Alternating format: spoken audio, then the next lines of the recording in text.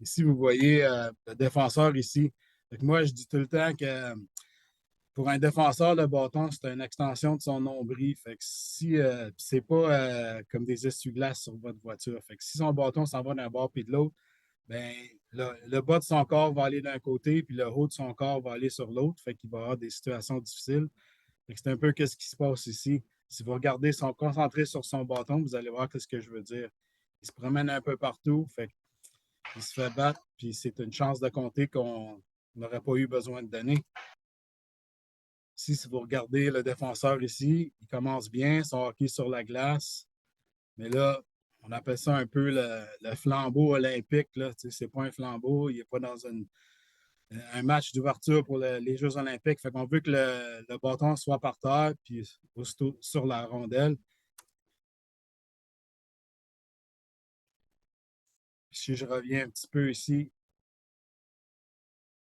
quand le joueur il arrête ici, au lieu de monter son bâton par-dessus le joueur, parce que quand le bâton il est haut comme ça, mais je le demande tout le temps au joueur, comme je vais vous donner jusqu'au fight pour me donner une bonne chose qui va arriver quand ton bâton il est dans les airs. Puis ça fait 9 ans que je suis à Charlottetown, puis je n'ai pas eu une réponse encore. Donc, on aimerait mieux que le joueur il rapporte le bâton sur la glace puis qu'il vienne attaquer de l'autre côté où se coller la rondelle.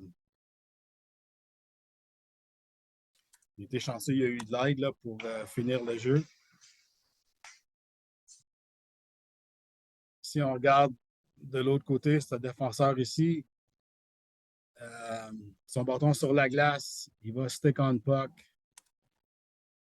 capable de causer un revirement. Là, le prochain joueur, il a l'idée, il est correct, son bâton il est sur la glace, mais c'est un gars qui aime ça, jouer physique. Il lève son bâton sur la glace, réussit pas à faire un jeu, puis ça crée une chance offensive qu'on n'est pas obligé de donner. L'autre aspect que j'aimerais parler, c'est la gap. Fait que, vous voyez nos défenseurs ici. Lui, là, il est trop loin. Comme on a de l'aide ici, ce joueur-là, il prendrait ce joueur-là. On voudrait que lui soit ici, puis que lui qui soit un petit peu plus avancé. Euh, on parle toujours une jour de défendre les lignes. Fait qu'en premier, si tu peux défendre la ligne bleue, il faut que les défenseurs, ils lisent la situation. Si c'est un 3 contre 2, on ne peut pas être agressif, on doit continuer à reculer. On arrive à la ligne rouge, on veut encore une fois regarder c'est quoi la situation, lire la situation de jeu. Si c'est encore un désavantage, on essaie de rester à l'intérieur des dots, puis on essaie de défendre le milieu, puis garder la rondelle à l'extérieur. Fait qu'encore, on est obligé de reculer. Ce défenseur-là, il n'y avait pas de support. Il n'a pas vraiment regardé, mais si on compte vraiment, il y a 1, 2, 3, 4, 5 joueurs de Charlottetown, puis 3 joueurs de Saint John. Fait qu'on devrait être capable d'arrêter ce jeu-là à la ligne bleue. On ne le laisse pas. C'est un lancer au filet. Peut-être pas un lancer dangereux, mais c'est un lancer au filet qu'on n'est pas obligé de donner à l'adversaire.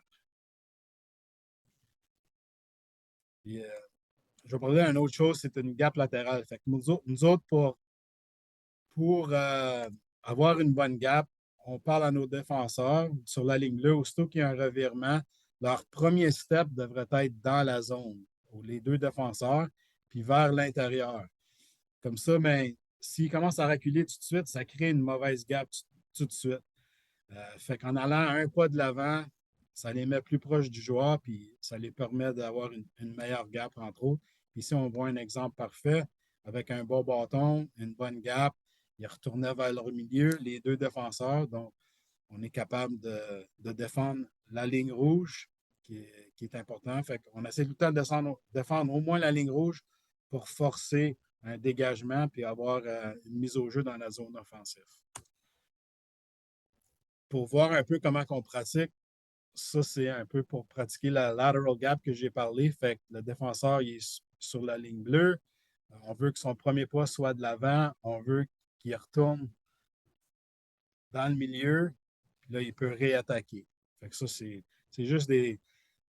On essaie de bâtir des habitudes de nos joueurs pour qu'il y ait des bonnes habitudes, puis le faire, puis le faire, puis le faire dans les pratiques. Comme ça, quand ils arrivent dans les matchs, bien, ça devient naturel pour eux autres. Ils n'ont pas besoin d'y penser. Ils peuvent au lieu d'être obligé de penser qu'est-ce que je fais avec mes pieds, où est-ce que je devrais aller, ils le savent automatiquement parce qu'on l'a pratiqué puis on l'a pratiqué.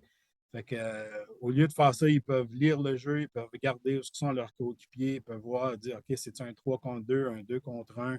Est-ce que je peux mettre de la pression sur le joueur? Est-ce que je dois rester en dedans des dots pour protéger le milieu? Fait que c'est juste des petits exercices qu'on fait.